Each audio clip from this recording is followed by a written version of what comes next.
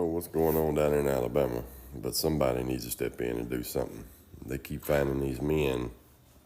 They have been unalived, and they're trying to say that it's ODs. The problem is, every time they get their body, it's been bruised, it's been beaten, they've been SA'd. Some of the organs are missing.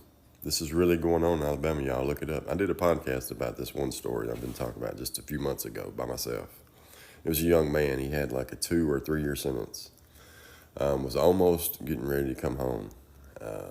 Then the family didn't speak to him, hadn't heard from him 3 or 4 days. Well, then next thing you know, they get the call saying that he had unalived himself and that he's at the hospital. And so they get there. And when they go to walk in, the nurses and stuff say immediately it's not an unaliving. That's not what happened to him. And they said when they saw his body, there was not a place on his body that had not been beaten. You could still see the marks where he had been tied up from his feet and his hands. He had been SA'd. And so they start calling around and call the warden. This is what the warden tells them: get you an attorney.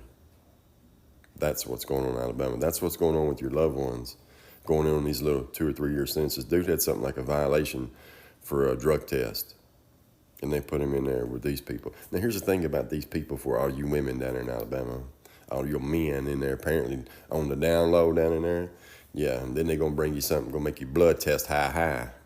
So be thinking about that. And another thing, these dudes down there doing it, they probably only got a 2 or 3 year sentence for doing something like that somewhere on the street. Now they went in there and they honed their craft. So when they get out, they get to continue doing the same thing. Something good to think about, huh?